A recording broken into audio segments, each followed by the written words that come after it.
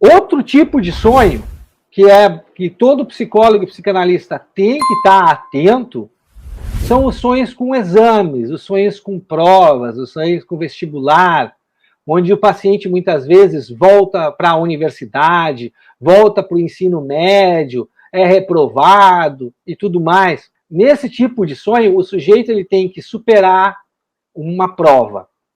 Ele tem um medo de ser reprovado. Ele tem que refazer uma prova que ele já fez e que ele já superou na sua vida. Neste caso, tem um medo da responsabilidade, uma necessidade de punição. E por que essa necessidade de punição? Segundo a leitura do Freud, constatada por diversos sonhos de seus pacientes, esse tipo de sonho se relaciona às provas sexuais que o sujeito vai ter que enfrentar durante a sua vida.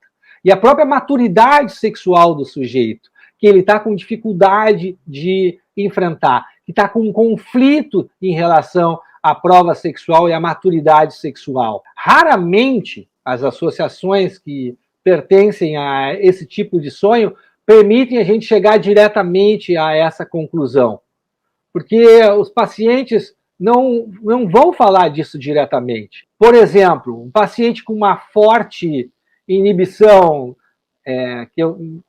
social e sexual que eu atendo, ele sonha com uma certa regularidade, que ele está repetindo as provas do ensino médio. Eu sei que esse sonho tem a ver com as dificuldades dele de ter uma maturidade sexual, de ter uma vida sexual plena. Ele foge das relações sexuais, foge do seu relacionamento, e eu não posso entrar interpretando isso de cara. Se através das associações dos pacientes a gente não pode chegar a esse tipo de interpretação, o que a gente faz? Com base nisso que eu falei para você, com base nesses 3 tipos de sonhos que todo psicólogo e psicanalista tem que estar atento.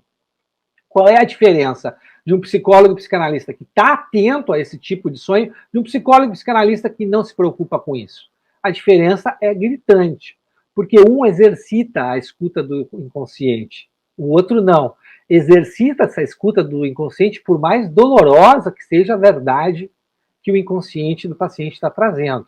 Isso não quer dizer que ele vai comunicar tudo que ele está percebendo para o paciente de uma maneira nua e crua como ele está percebendo.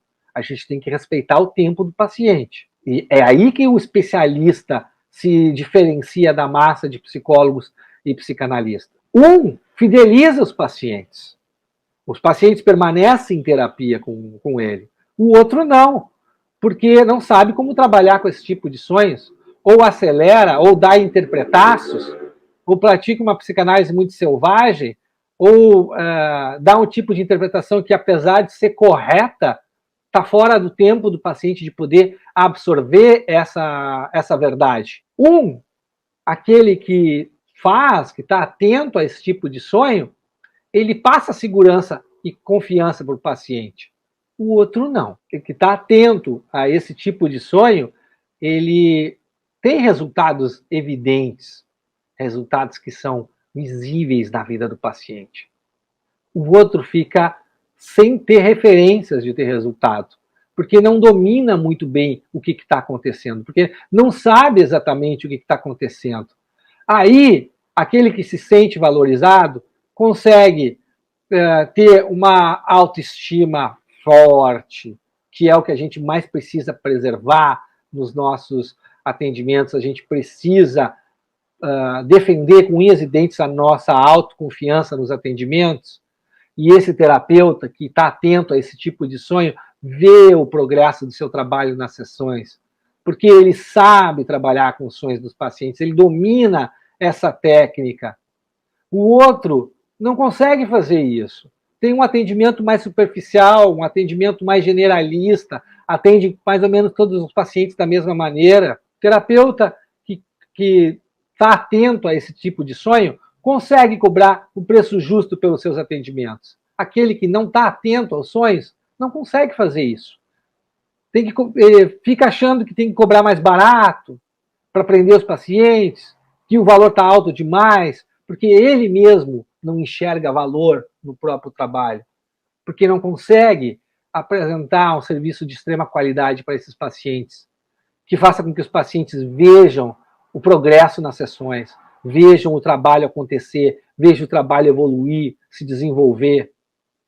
O trabalho com os sonhos, meus colegas, é como um jogo de xadrez, onde você faz uma jogada pensando 3 jogadas à frente. Com os sonhos é a mesma coisa.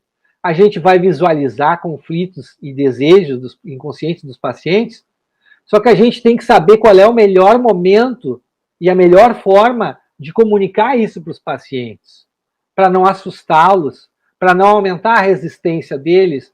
A gente não pode sair dando joelhaço, como aqui no Rio Grande do Sul a gente diz o analista de Bagé, que é um bagual, e aí ele chega, o paciente chega para falar com ele, e o analista dá na cara exatamente o que ele está vendo, sem nenhum tato, sem nenhum cuidado, sem respeitar o tempo do paciente. O timing é muito importante para a psicanálise. Se a gente erra o timing, a gente pode até perder o paciente, porque os pacientes, às vezes, eles sentem como a gente acelerando demais. E o que eu vejo nas minhas alunas, e trabalho muito com elas, é para elas tirarem o pé do acelerador. Né? Porque o tratamento psicanalítico, ele exige tempo, ele exige vínculo, e ele exige que o paciente possa, aos poucos, ir digerindo as informações do próprio inconsciente de questões que ele não conhece sobre si mesmo. Ele vem agindo no automático, de modo inconsciente.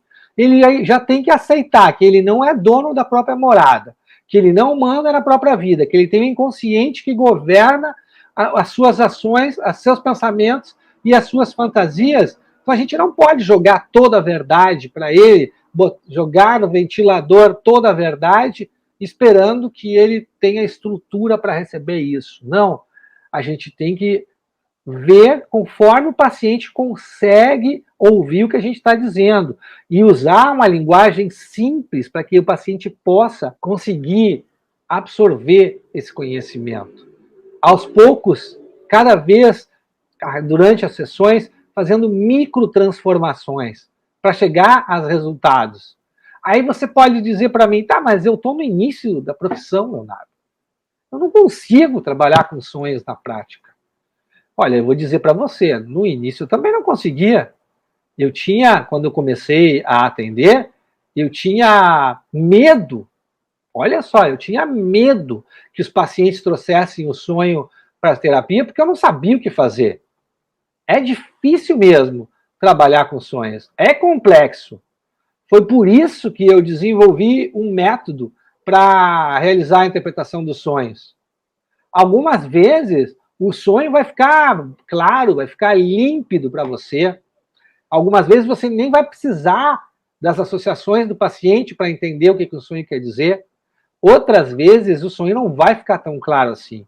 Ele vai ficar mais obscuro, ele vai exigir mais trabalho de você. Para todo aquele psicólogo e psicanalista que resolve enfrentar essa dificuldade, que resolve enfrentar a complexidade do tratamento psicanalítico, ele consegue, com o tempo, superar essa dificuldade. Porque se você enfrenta a dificuldade, porque é difícil mesmo, porque vamos combinar, para a gente ter um trabalho de excelência, para a gente prestar um atendimento de extrema qualidade, não pode ser fácil.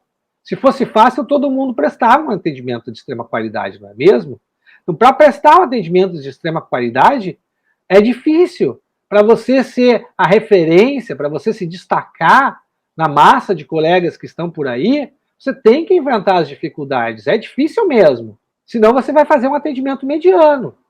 Vai fazer um atendimento que é confortável para você. E no início, você tem que passar por esse desconforto de superar as dificuldades que a interpretação dos sonhos oferece. Mas depois, quando você aos poucos for dominando o método e seguir o passo a passo do meu método, você vai ver como os sonhos eles são uma janela para o inconsciente, onde você vai abrir essa janela e vai enxergar o que está dentro da mente do paciente. É uma janela, não uma porta, porque a gente não vai entrar lá dentro junto com o paciente. A gente vai olhar o que está lá dentro junto com o paciente. e mostrar para o paciente o que está lá dentro, no tempo do paciente, do modo que o paciente consiga tolerar aquilo que a gente está mostrando, de modo que o paciente consiga tolerar a própria verdade, tolerar o próprio conhecimento sobre quem ele realmente é.